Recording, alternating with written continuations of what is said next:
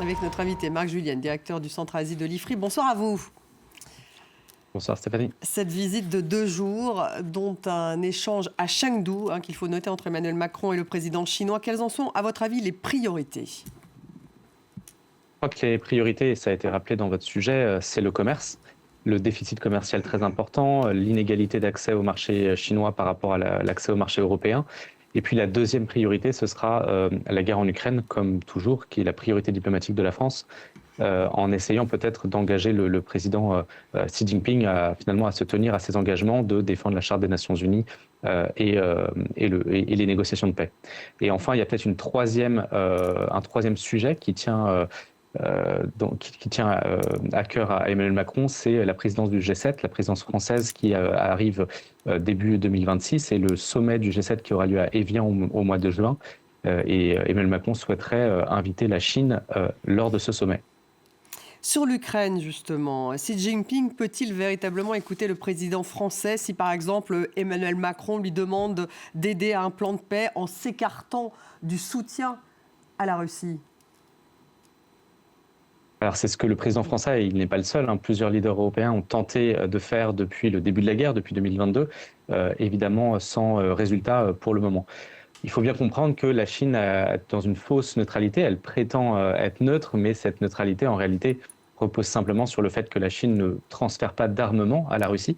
En revanche, elle prend parti politiquement puisqu'elle ne critique pas, elle ne condamne pas Vladimir Poutine. En revanche, elle considère que les responsables de cette guerre ou de ce qu'elle appelle la crise sont à Washington et sont en Europe. Donc à partir de ce moment-là, la Chine prend quand même politiquement fait et cause pour la Russie et donc n'a pas vraiment intérêt à aider les Européens à résoudre la crise contre Vladimir Poutine. Oui, ce que vous décrivez, c'est qu'elle est exactement dans la ligne de Vladimir Poutine, dans sa ligne politique à l'égard de l'Ukraine. Elle va continuer de livrer des composants à la Russie et d'accéder au pétrole russe à bas prix, du coup. Oui, bien sûr, peut-être parce qu'elle souhaite aider la Russie, peut-être aussi parce qu'elle y a intérêt elle-même. Elle perçoit du pétrole à très bon prix, c'est un intérêt pour elle et pour son industrie, et elle exporte des produits massivement vers la Russie, alors des produits qui peuvent être critiques, qui peuvent servir à l'industrie de défense russe, mais aussi toutes sortes de produits et de biens de consommation.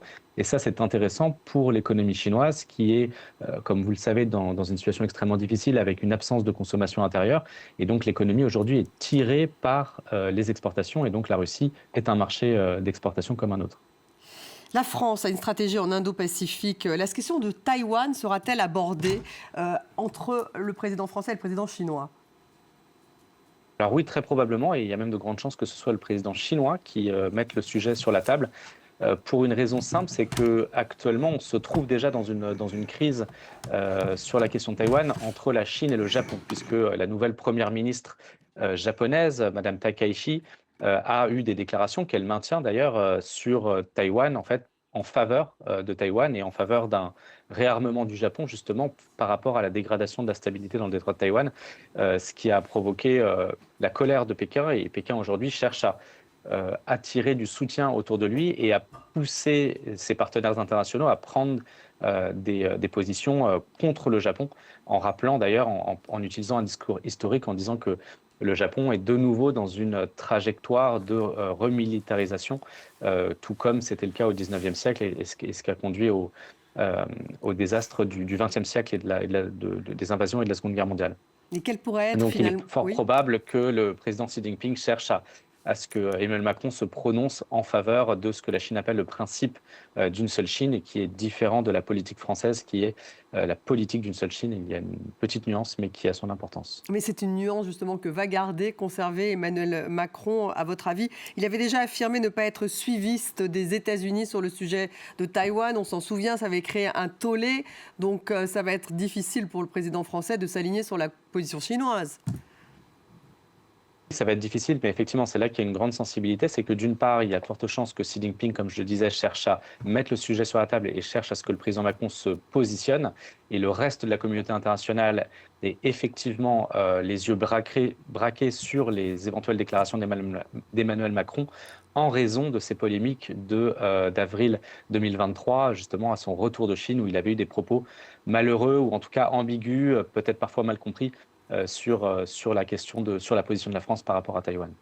Sur le déficit commercial de la France est de 47 milliards d'euros en 2024 à l'égard de la Chine. Vont-ils négocier sur un rééquilibrage?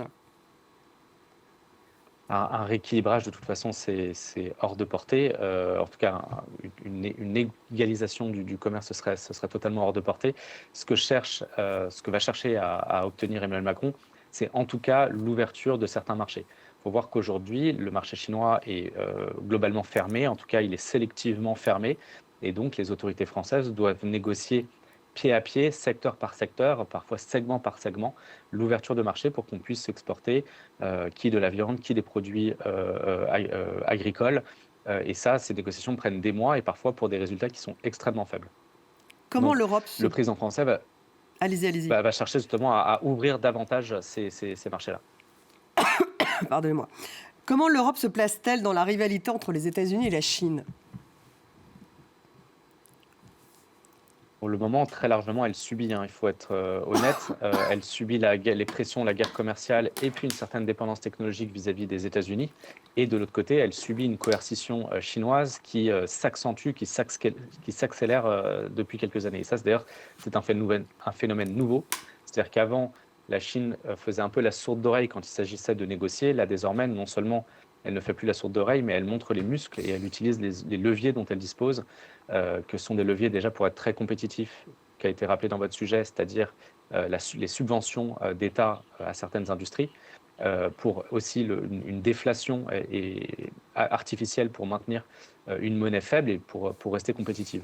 Donc aujourd'hui, l'Europe est effectivement dans une situation de subir un petit peu ces deux poids, ces deux superpuissances de part et d'autre, mais il faut dire qu'elle a quand même des leviers, qu'elle commence à en prendre conscience et qu'elle se dote progressivement d'outils justement pour protéger son marché, à la fois de cette concurrence déloyale chinoise et aussi de certaines mesures de rétorsion américaines. Merci Marc Julienne, directeur de Centre-Asie de l'IFRI. Merci d'avoir participé donc à Questions Directes Merci à vous. et commenté ce voyage d'Emmanuel Macron